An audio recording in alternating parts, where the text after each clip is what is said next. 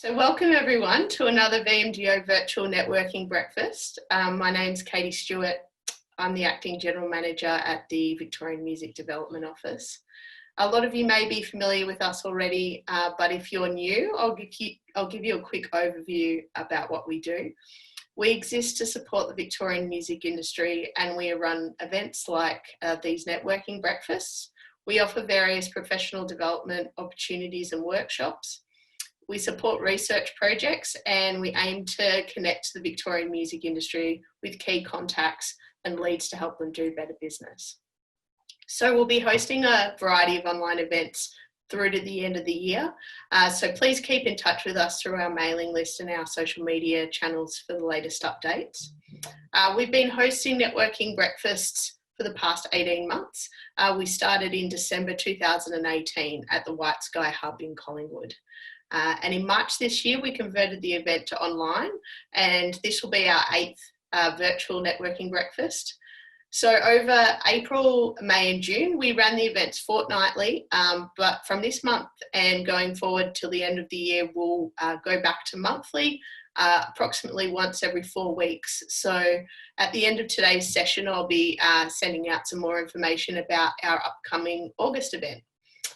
So today's talk is Represent and Advocate, and we'll hear from a panel who represent a number of peak bodies and trade associations in the music industry. And I'll now hand it over to Neil Morris for a welcome. Yauni yawa nangana mulana nangana kaila nangana yambana yoti waka nangana yuri nangana yuringa nangana yerabila nangana mangrang.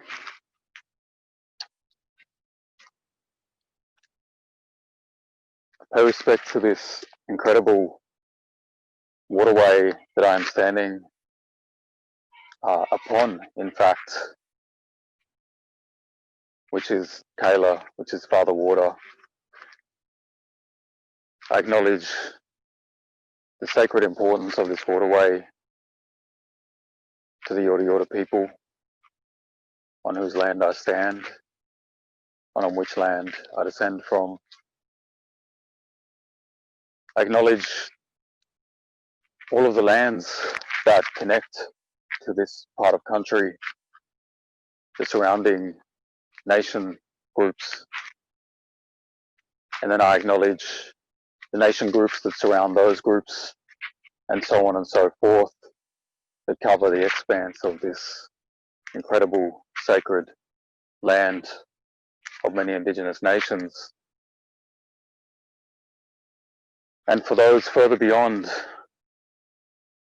lands of other parts of the world, where there is song, where there is Indigenous people, and Indigenous people who have been participating in song as a sacred part of their culture for thousands of years, just as is the case in this particular part of country, and where every single one of you are connecting to this Zoom from today. Nangana mulana yenbana kritaban waka nangana mulana yakapna. May everybody enjoy the rest of the session today. Thank you. Nangana mulana yakapna. Thank you so much, Neil. Thank you, Neil. So I'd like to introduce our fantastic panel today. So on the panel we have Julia Robinson from Australian Festival Association. We have Howard Freeman from CrewCare. We have Stuart Watters from Australian Live Music Business Council. And we have Robbie Bundle from Songlines. So I'm going to hand over now to the wonderful Helen Marcou from Bakehouse Studios, who will be moderating today's discussion. Thank you, Katie, and good morning. Thanks for that wonderful welcome to country, Neil. I'd also like to pay my respects to elders past, present and emerging. I come to you today from the unceded lands of the Wurundjeri Woiwurrung people on this glorious chilly day here. So to begin, a little bit about my background. I guess the reason I've been chosen to moderate this panel is because I've had 10 years of experience, most recently in the advocacy world. I began as a fledgling activist 10 years ago with the Slam Rally here in Victoria, where for some of the, I'm just going to get a quick gallery view and have a look at your faces. Some of the younger faces here or interstate or overseas people may not have known about Slam, but it was a defining moment in political history down here in Victoria where 20,000+ people marched on Parliament to demand their rights to live music. I began on a trajectory as a very fledgling and novice activist into someone who had to become quickly an expert on policy and regulation and all the stuff that sends you sideways when you read it. And have spent 10 years on that journey. So from an activist, I found myself with a seat at the table and I became an advocate for our sector. And with that came great responsibility as well. So over the years, I have sat on various live music roundtables, government advisory committees. I think the most prominent one at the moment is the Victorian State Arts Advisory Committee, and Briggs and I represent music along with all the other art forms. And soon we'll be developing there was a state strategy developed, but post-COVID, we'll have a new one and we'll be looking for submissions from all of you.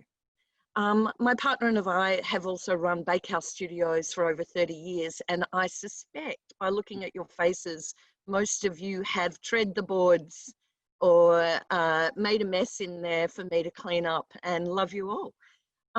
So we've got some really experienced and talented speakers this morning, and we don't have much time. There's 4 of them and we've only got about an hour. So I'm going to ask Robbie to come in first, and we're going to explore 4 things today.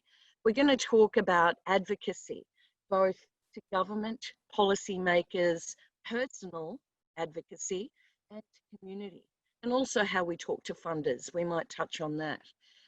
We're also going to talk about collaboration for these organisations and how they work with other organisations, whether they walk hand in hand or how they find space and how important that is, particularly in this COVID time and moving forward.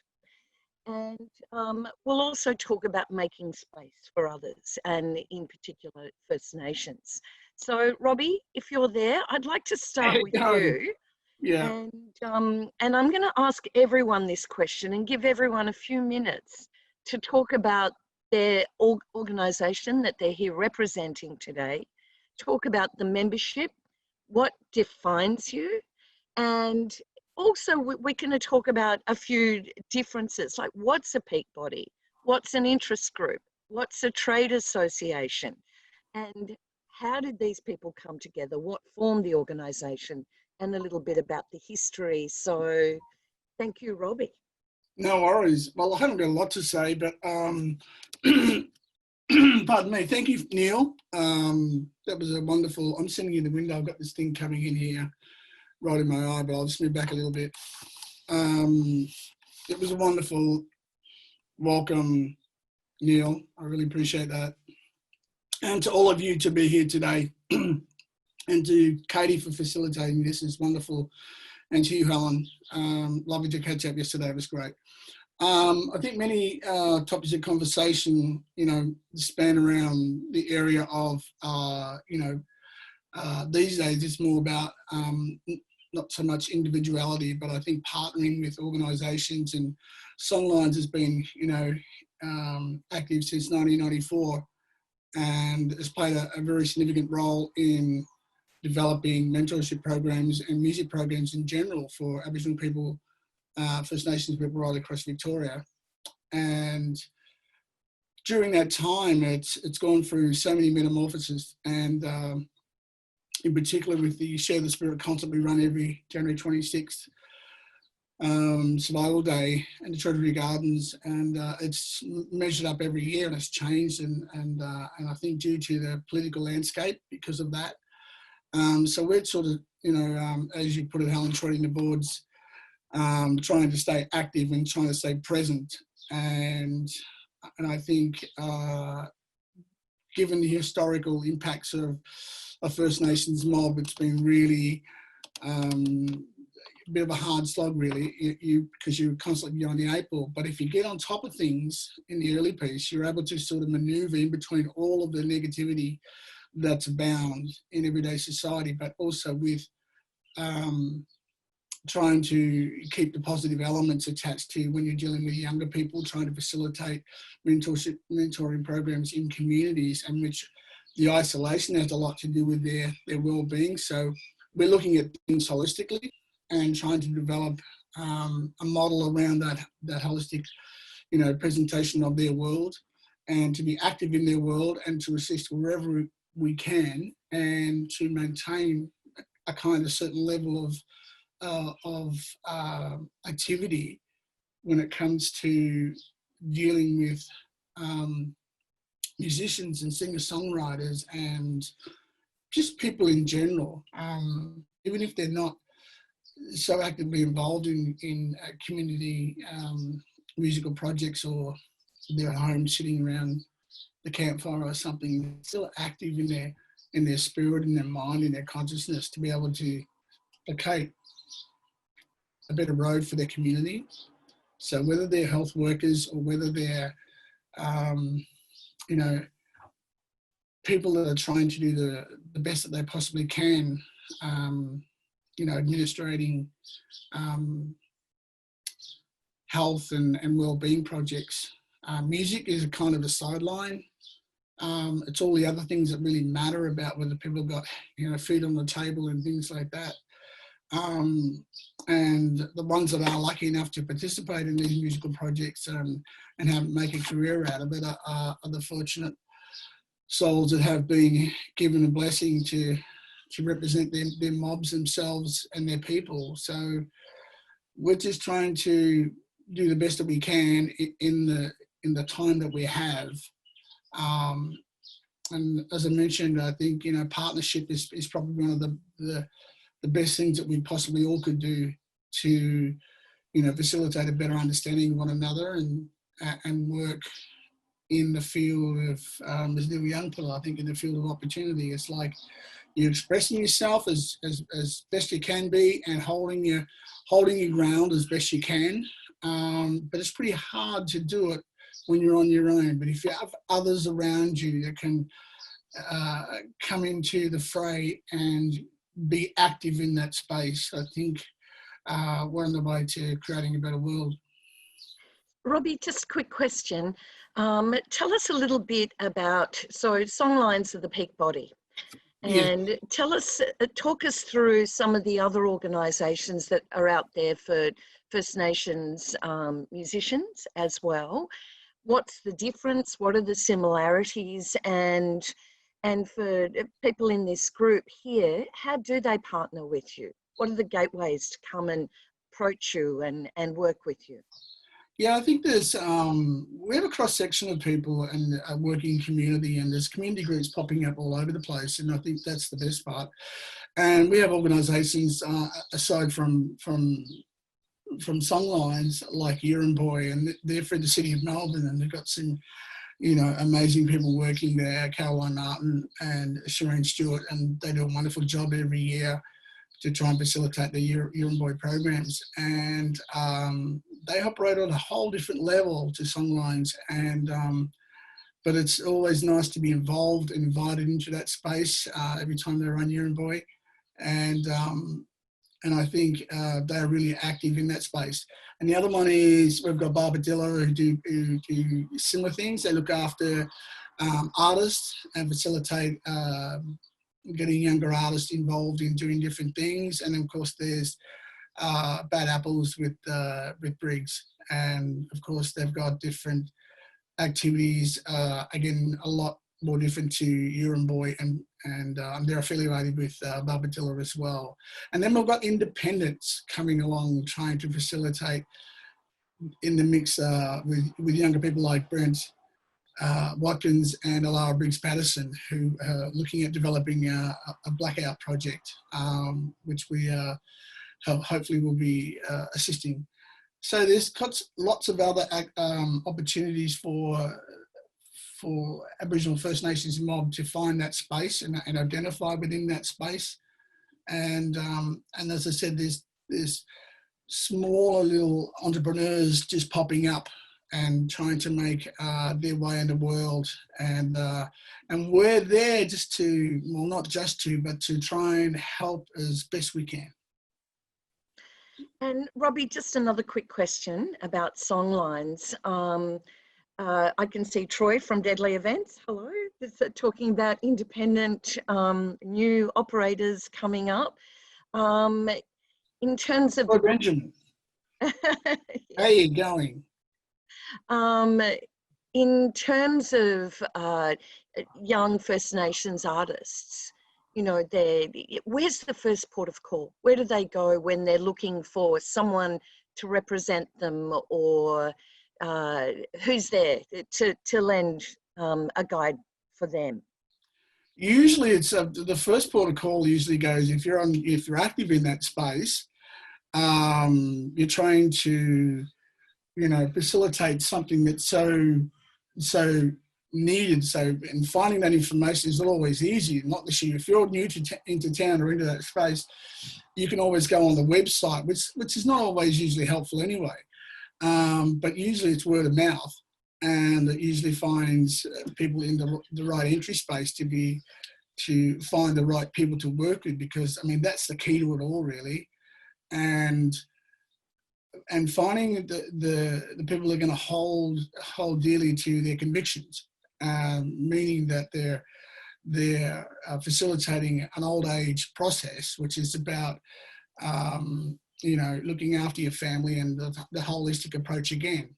So it's not about just the music industry such per se, it's that holistic approach again. So yeah, you can get a phone number off a website, and you can go to the website and Songlines, all the rest of it, but it doesn't really tell you a lot. And it totally needs revamping, you know. And these are things that we're working on. And I think to keep up into that space again, it requires a lot of effort. And so, but usually from my experience and through experience that we've had, the word of mouth has been probably the best thing that's happened, and I think we've been doing that for a hell of a long time. Yes, yeah, 70,000 years. Yeah. So it works. Thank you, Robbie. Thank you. We'll come back to you soon. Howard, I just wanted to have a little chat about CrewCare, how it came about, your involvement in it, and how you've metamorphosized over the years from a group of concerned roadies that were out to had personal tragedy in your lives and evolved into this this support network and now almost a training organisation. Do you want to talk us through that? Yeah, thank you all. CrewCare came about because there was no representation for live music crew of the day. There's been acceptance of crew that worked in the past. There's been no projection for crew into the future. It's the people in black that work behind the scenes, who are the faceless, voiceless people we wanted to give a chop out to and give a hand to. So we've developed some focus on them, and we've invited them to form a not-for-profit association where they have a voice, they have a vote. We have a board of 9 people who are all volunteers. We fundraise and we try to develop programs and wellbeing programs and work hand in hand with Support Act. And the reason we work with Support Act, they were traditionally a musicians' help area, you know, with nothing for crew. So we've now developed the Roadies Fund there. Over the past year of our existence, we've probably punched about 150 grand into that Roadies Fund through connections that we have and people that we know. Unfortunately, being almost 1,000 years old myself, the people that I've come across and the experience we've had in the industry gives us some access to some really strong players in the industry who have some real voice, who can make some change. So we're just trying to do things like mental health training for our members. So if somebody's in crisis, they can go to somebody that they may know and get some advice and some direction and be helped on a course of well-being, instead of going to a helpline or a faceless place, you know. I find that's a really solid thing for the current environment. We're also working on so many peak bodies, government groups and industry groups to try and work our way out of this COVID crisis and the implementation of protocols and behaviours to get us through that and reinvigorate this live music industry. That's about my story. It's a nationally based group and it's open to everybody that works in live music. But Howard, you told me yesterday you've got 150 years of generational experience as being on the road, being part of Crew. I thought that was a wonderful story. And you mentioned you'd love to ask your great-grandfather what he did during the Spanish flu and how they managed. Tell us a little bit about that lineage. It's a really interesting story. My family's always been involved in the music industry. My father and grandfather were, because that was the output then, were dance promoters. They were, you know, ran nightclubs, ran ballroom dances, ran events. They started in 1904. We now currently have 4 generations of my family involved in the business. My wife and I have 2 sons who are both involved. Paul's 45, he works in a theatre, and Lee is 40 and he's a production and tour manager, tours the world. So yeah, the history is significant. It's quite a long time. It's an amazing story to not have a real job for 115 years. Oh, I love it. I love it. And just before we move on to Julia, I just wanted to ask you a little more about the specifics of CrewCare, and is that open to anyone, or is it only for your members and the road crew there at this point in time? How does someone do that mental health training so they can impart that knowledge onto their community if they're an artist manager or an artist or someone else within our industry? Now, everybody is absolutely welcome to join CrewCare. There's 2 levels of membership. There's a $10 membership, which is for people that work in the industry, and there's a $20 associate membership to do the mental health course that we have online and to come out with certification. Our agreement with Support Act to co-fund this is that you must be a member of CrewCare. So I figure for anybody that wants to join CrewCare, for $10 to, you know, make advantage of a course that's worth hundreds and hundreds of dollars and work with professionals and come out the other end of that with some skills is a pretty worthy thing. And if you got trouble with finding $10, I'll go and find it for you. Oh, great. Apply within. Helen, it's open to everybody in the music industry. Everybody should have a voice. Everybody should have representation. Yeah. That's fantastic. Thank you. And it's such an incredible program where that mental health training is just absolutely crucial at this point. Julia, I want to have a little chat to you. I can see you in my Brady Bunch squares here. How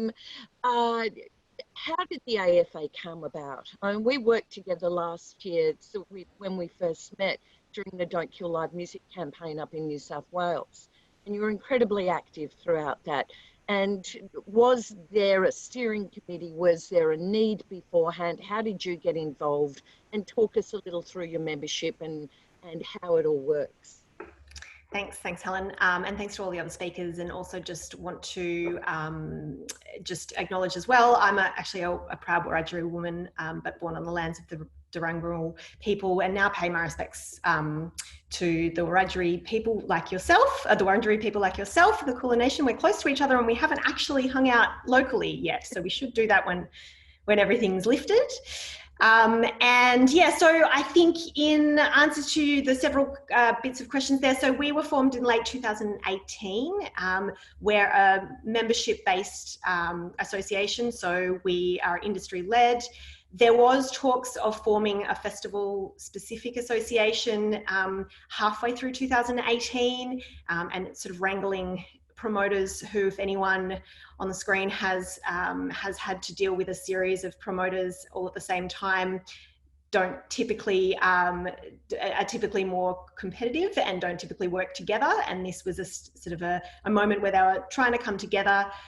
And then in September, there was some really tragic incidents at music festivals in New South Wales, notably with some deaths relating to illicit drug use. And that sort of expedited the process. So sort of the two people that kicked it off were Jess Crow from Secret Sounds, who runs Falls Festival down here, and then Splendour in the Grass up in New South Wales, and Danny from Laneway. So those two guys got together and then formed the rest of the board, or the interim board, to kick everything off. So that involved the guys from Groove and the Moo, so that's Rod Little that comes here as well, and Matthew Lazarus Hall from CMC Rocks Queensland up in Ipswich, and Adele Robinson from Fuzzy, and the event that comes here is Listen Out. So those guys kicked things off late last year. There was nothing that was specific to festivals. There's a few other bodies around, but nothing specific to this type of event, which does bring together a wide range of stakeholders. So it's quite specific, and the government response in New South Wales, I know, got a lot of news down here, with the Premier sort of wanting to, I guess, shut down all music festivals as the first response to what was really a health and societal issue, which we understood as not being something related to the operations of a festival, but it was largely a health issue. So we got involved then. I got brought on board by the board. There was a process where a few different applicants were considered. I got brought on to do administration for 3 months as these kinds of things start out, and it's nearly 2 years later and I'm still here. But I love this job, and I've worked in festivals my whole life since I was 16, and since I was working at underage festivals and or working at overage festivals, not going inside. So I was born sort of into the festival industry, and it's my bread and butter, and it's sort of where my soul is. And it's a bit sad at the moment, but we'll get there in the end. There will be festivals again one day. So Julia, just another question I had for you, and people here may not be aware that you and Emily Collins were the driving force behind I Lost My Gig. Sure. Now that data, let's talk about advocacy here. That data that was collected so quickly has been crucial to a lot of the programs and the funding and the way government are looking at our sector. So do you want to talk us through that quick action and how that came about, and also some of your findings and how that's been used to date? Yeah, sure. Thanks. And thanks for that. Feels like a world ago that I Lost My Gig was sort of my world. But so actually that came out of a couple of conversations. So we have an interim board or an interim committee, but we also have a steering committee. And one of the representatives on that steering committee brought to my attention the I Lost My Gig in Austin, Texas, as a result of the South by Southwest cancellation, which in our industry was widely understood as kind of the first domino to fall, I guess. And so he showed me that it had collected something like $2 million worth of lost income. And he's actually in production and said, this is like a real problem for our industry, especially production, has been hit hard. And I'm sure Howard would back that up a lot. But that was where he came from. And I just, Emily Collins from the Australian Music Industry Network and from Music New South Wales is just a force. And I know that she's just someone who can just get things done. So turned to her, said, this is the kind of thing I think we need to do. She agreed. It was a Friday, I think it was the Friday afternoon when our Prime Minister was announcing that he was still going to the football at the weekend, but cancelling all festivals and mass gatherings on the Monday. And so we could see the writing on the wall, and I think it was in less than 24 hours, we got the site up and running with the support of, you know, a wide range of other peak bodies across the music and festival sort of network and industry. And I was actually on holidays that weekend down at my holiday place, and I have to crane my neck to get my internet to work, holding it over the balcony, but I was just watching it tick up, which was a weird feeling, because watching the numbers tick up meant that people were losing income, but it also meant that the story was real and we were capturing a moment, to the point where, you know, we have the Prime Minister, but also Minister Fletcher, our Arts Minister, using the word gig a lot more. We've noticed in the vernacular, you know, the gig economy has become a lot more well used. The understanding of how intricate the industry is and how interconnected it is, and how a lot of these people's second, third, you know, eighth backup job was all also lost with the early cancellation of larger events. And I think that it just was a moment in time that kind of worked. The timing was right. We got all the information, and then we got a backup survey, which really got a wide reach of replies as well, which was about the effectiveness of the government assistance of JobKeeper and JobSeeker, which really pointed out some of the flaws, but also that cliff. Like, it pointed out really early on that 96% of sole traders and small businesses were expecting continued financial loss beyond September. And as we've now seen that extension roll out, you know, it's a great comfort that it wasn't a cliff as it was, but obviously there's still more work to be done. Yeah, it's a slow fall we're all experiencing at the moment. But can I just point out how important at that moment in time, because most of us here that work in the industry were in crisis and survival mode.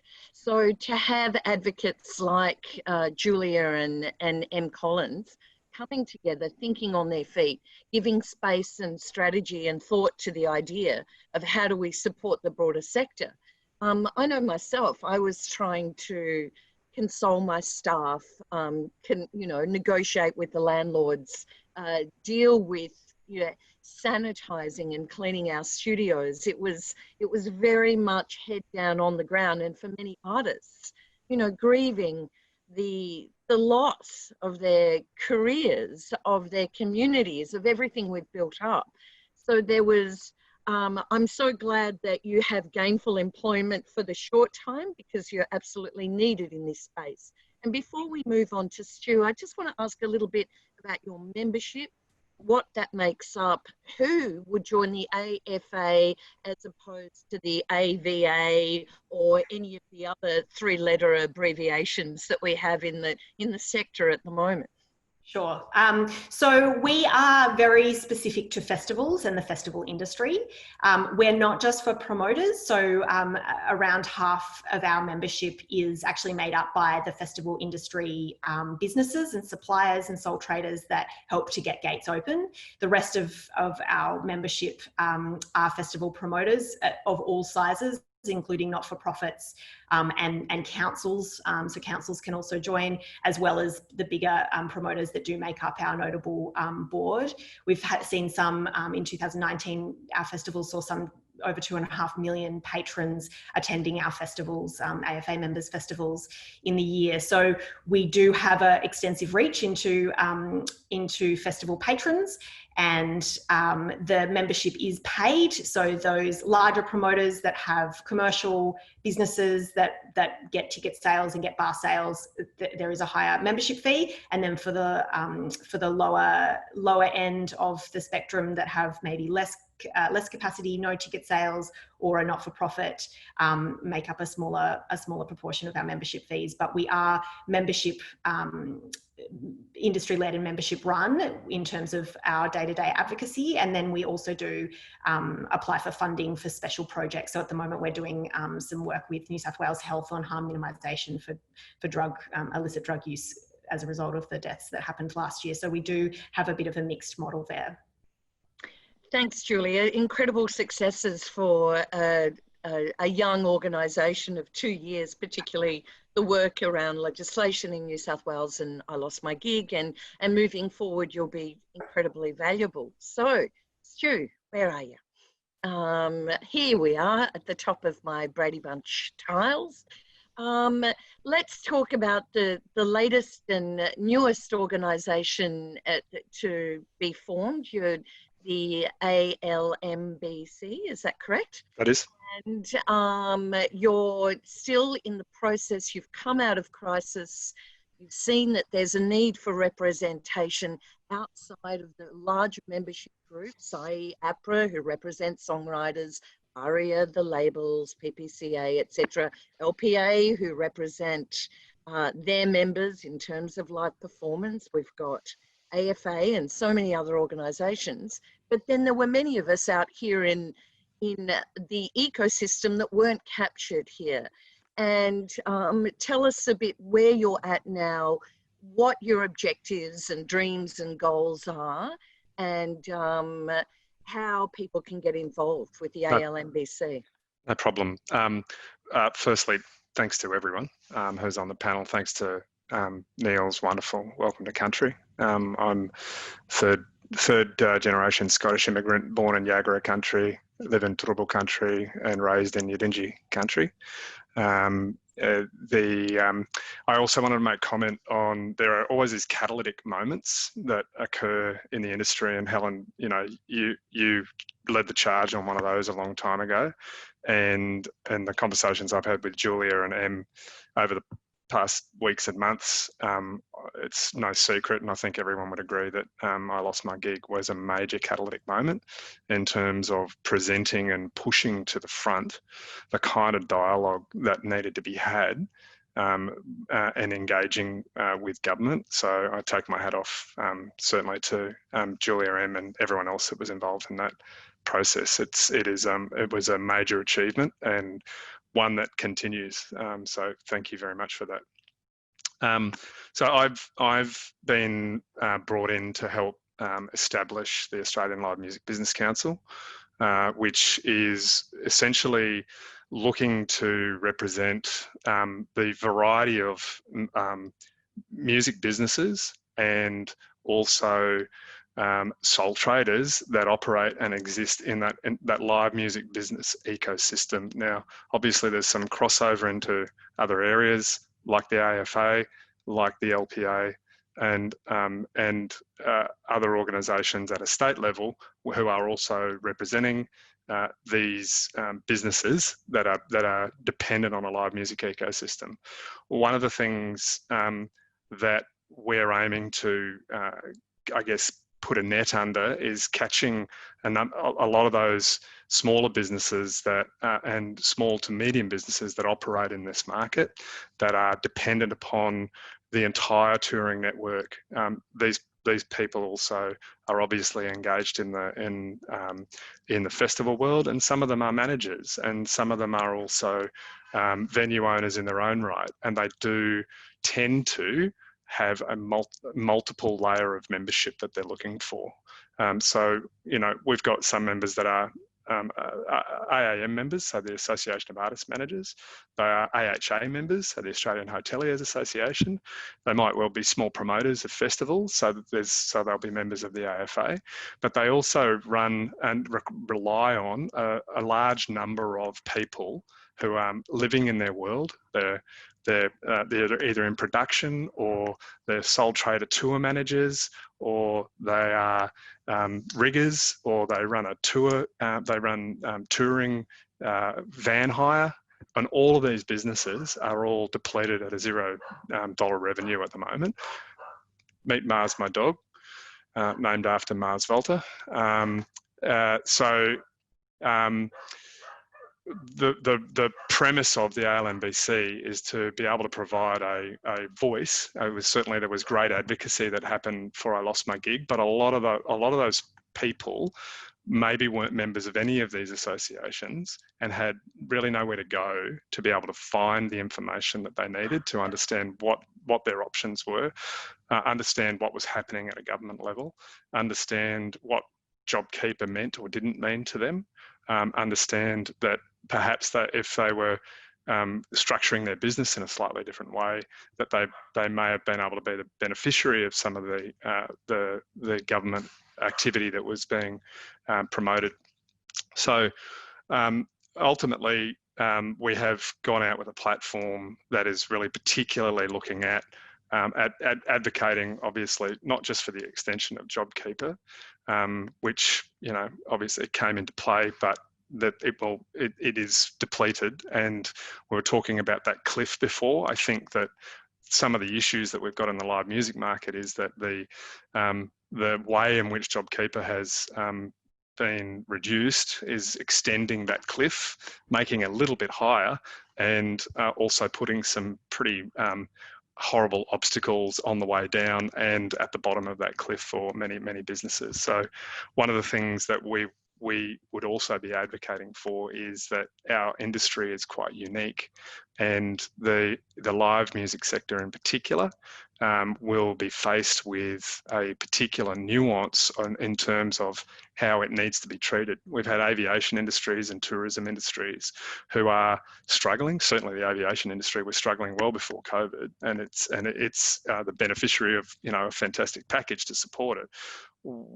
I think if there are instances where those industries are being supported, then there are precedents there for support for that market as well, for a market such as the live music industry, which will face enormous challenges, is a massive economic contributor to the Australian economy, and without some level of support, it's going to face some degree of collapse, and then we will get skills and technical leakage that will go into other industries. We will have businesses that are otherwise really, really good businesses and very sophisticated, having to make, you know, harder decisions on where there are other industries who are not good businesses who are actually getting support that may otherwise have actually gone down the gurgler anyway. A couple of the other things that we're really looking at the moment, one of the things that we've identified is that there are some fantastic resources out there at a state level around telling people what's happening in terms of what are the opening restrictions and requirements for venues specifically, or small scale events to open. At each state level. One of the things that we've been collating at the moment is a national grid around what that might look like at a national level. So if someone's trying to plan a tour, that they can plug in a certain amount of information, and it'll tell them that Victoria is definitely off the cards at the moment. But then if they are going to go to WA, what some of those restrictions are for them. One of the other things that we're looking at in line with that sort of project is holding up a bit of a mirror to government to say there are ways in which other industries are enabled and allowed to participate in the economy. For example, it's okay for sports industries and mining industries to have people travelling interstate, moving in and out of these places, have people handling them, applying all of the safety measures that are in place, and therefore they're able to operate. Those, if the live music industry can demonstrate that it's got that capability as well, then it should also be able to have that opportunity to have touring artists coming in and out of states where there are no cases or low cases of COVID. So just... Oh, go on, Stu. Sorry. No, I was just going to say, so we're really just trying to look at some, really practical measures that will enable the live industry to be able to get back to trade in a really safe operating way, but also be able to start to generate some revenue, because I can't really think of many other industries other than those that are operating in music, and specifically in live music, that are at a $0 revenue return at the moment.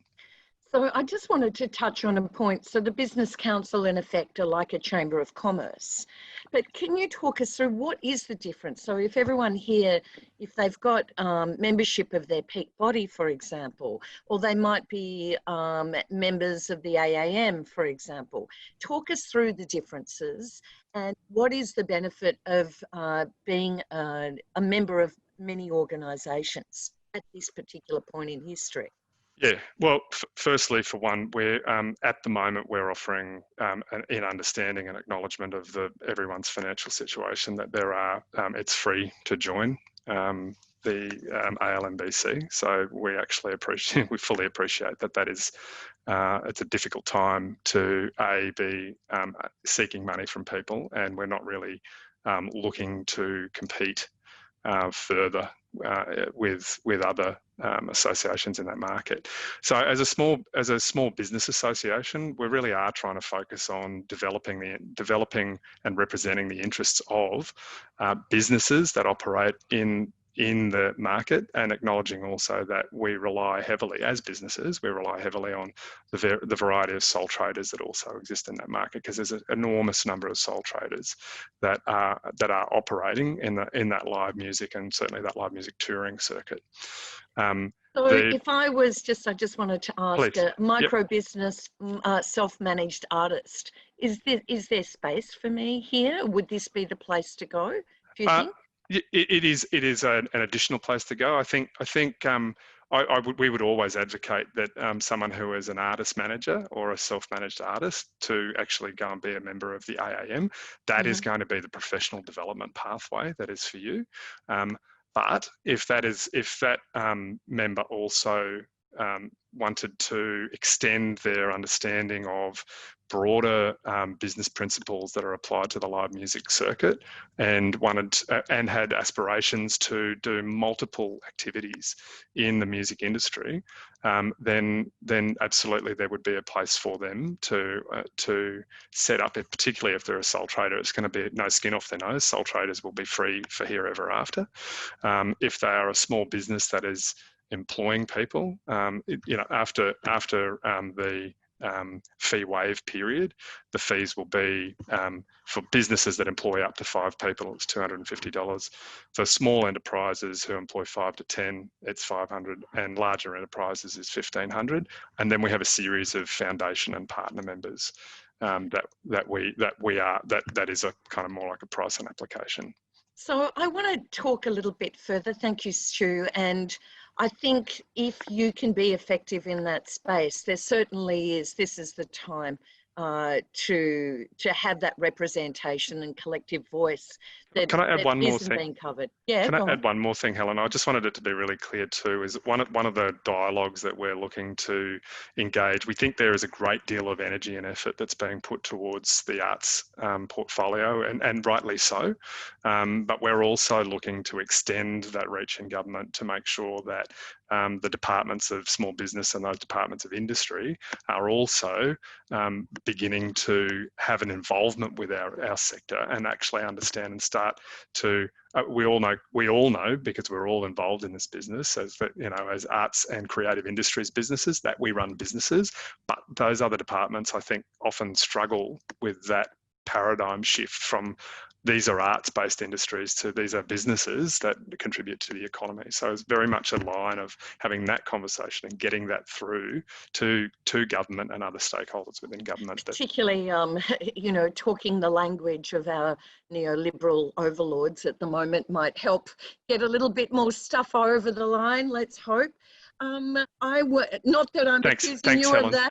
No, but we have to be able to position this as an economic contributor, because at the moment our economy, as in this economy of the people that are on this panel and in the room, are deeply affected, and we need to rectify that. And that's the expectation that we're getting from government at the moment. And yes, we have to frame it in that way. I want to talk a little bit about collaboration, and in particular, the importance of First Nations first when we're working within. And I'm really impressed that the ALMBC have got Fred Leone on their steering committee. And there's some there is some work being done in that area about how we frame our organisations, and also what sort of community industry we want coming out the other end of this. Do we stick to the old tropes, or do we come together and consider our values? And because there's been a lot of talk before the crisis, and we've just had an outcry during Black Lives Matter. And how do organisations create a framework that puts First Nations first and values self-determination and makes it part of their charter without it just being tokenistic or partnering, or how do we do that? Robbie, can you give us some guidelines around that? What would you recommend? Well, to me, pardon me, it's a very simple process. I feel it's about, connecting with people that are of like-mindedness, of course, but overall there's overarching that there's a mechanism that ushers in change, and that's about, sensitivity in the space that you occupy. And ignorance is bliss sometimes. And I think that if there was a mechanism that was designed on a holistic charter where it says, okay, everybody come on board and then we'll sort out the rest. So it's about, again, the partnering and understanding about what each organisation does and how that comes into play and what their protocols are. And if clear and concise and precise protocols are put in place, then there's no confusion about what anybody does. This is it. This is what you do. This is what you follow. And that's about, that can be said about society in general, right? So it's why the world's in such a mess that it is. There isn't any great definitive protocol that people look at holistically to follow, right? But you can't do that on a world scale, or can you? But the other side to that is, I think, understanding about what each group does, each business, particularly in the music industry in Australia and the world. There are ones that fly alone. There are ones that will keep gathering in. It's like, the big eagle comes along and she just comes and she just gathers everybody and puts them all into place, and she takes good care of them. And so they have an equal say. So when they grow, when they grow, they're able to determine for themselves. So when it's time to fly, they're armed to the teeth. It's like the conversation we had yesterday, Helen. It's just in regards to,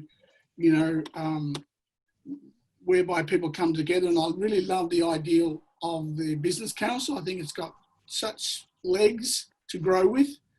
And I think that as a model was something similar to, we talked about the Ministry of Music. Yeah, we did.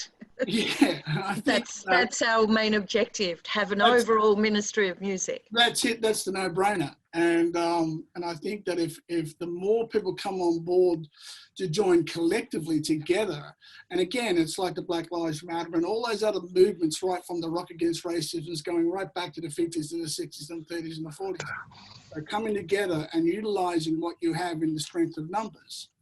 So, that's one way of facilitating, and go back to Julia and Howard and Stu's different points. They all correlate with the one big picture, and that big picture is that humanity is placing itself now in the hands of yourselves. So, and having said that, I think there's lots of room to, again, partner, and partner is a really interesting concept, and it's about ushering in that understanding through a specified protocol that's put into place that determines your mode of action and your modus operandi. So it gives you ample room to move independently and collectively. And I just wanted to thank you, Robbie. I just wanted to ask Howard about that as well. When you started CrewCare, you didn't go in with a manifesto or a set of guidelines or even a constitution. Is that true? It kind of came out of a need at the time, and you've evolved over the years, and that integral partnering with Support Act that has allowed you to grow as an organisation. You want to talk a bit to that? Yeah, when we founded this thing, we needed to develop a charter. We needed to develop a set of guidelines that we would follow and adhere to. And we did that by going to other organisations we respected and, I guess, pick the eyes out of what we thought were the best things to do. Our aims have always been to care for people and embrace everybody we can. Yeah. And that's basically where it sits, you know. We don't deny anybody access. We invite everybody in. We embrace, we enthuse, we try to energise, we try to direct. I don't know, the words aren't coming freely to me, but I mean, we just have a charter of trying to look after our own and make this industry a better place.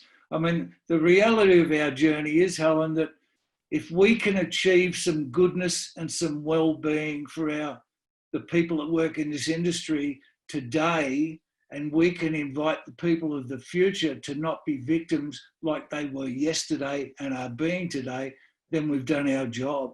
If there's no requirement for CrewCare in 5 years, we've had a fantastic journey. Now, Howard, I just wanted to thank you. That's true. I just want to touch on something we spoke about yesterday. Howard, you were very aware of the lack of the gender representation amongst crew, the support for women working out there, you know, in tech.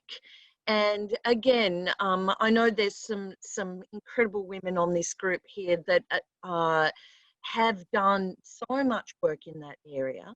And in particular at this point in time, and you spoke about working with Support Act and creating these spaces and using your CrewCare model to care for these women, and also create training and work opportunities and vocational opportunities.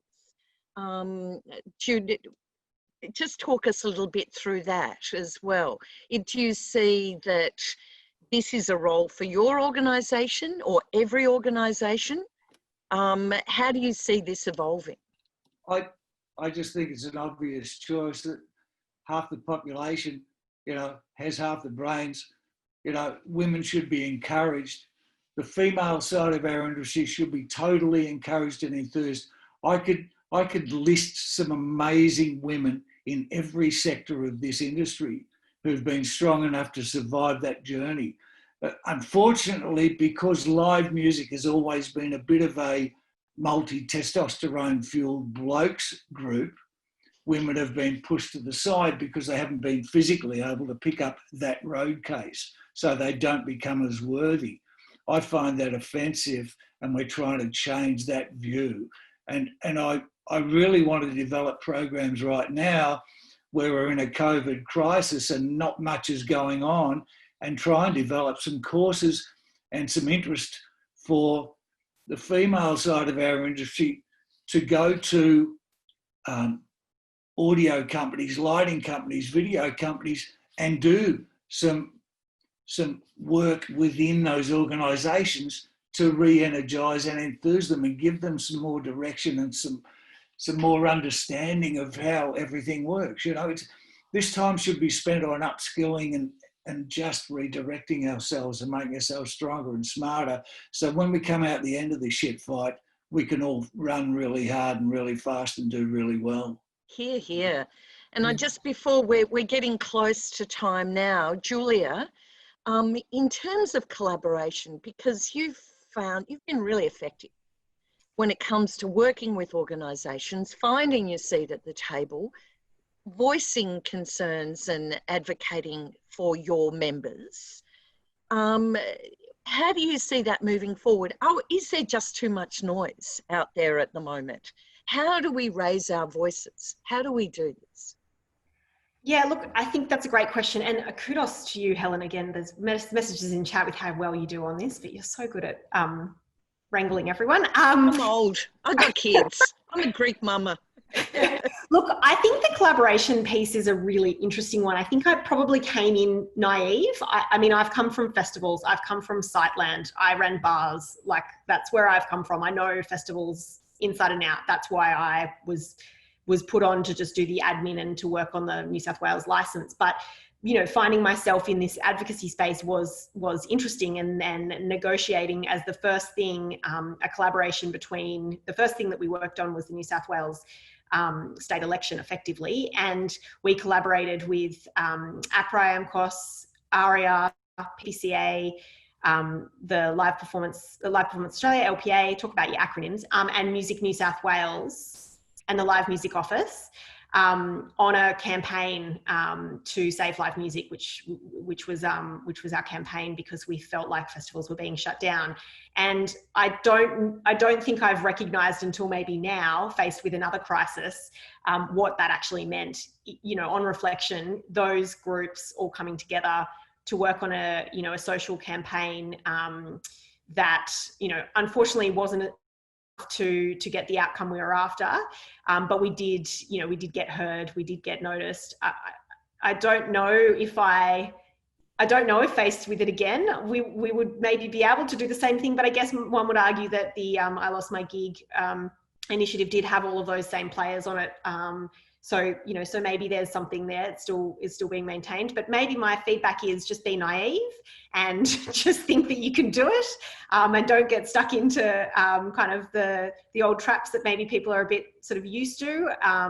But I do think that it's a bit tricky, and now more than ever, I've noticed, you know, people holding on to their contacts and people holding on to their meetings with their, you know, their ministers and things like that. And then it does actually evolve and develop this, it sort of makes you kind of want to hold on to your contacts and hold on to your meetings and not collaborate, but you sort of have to force that open, because we can be so effective when we do. So I find that a really big challenge, and now more than ever.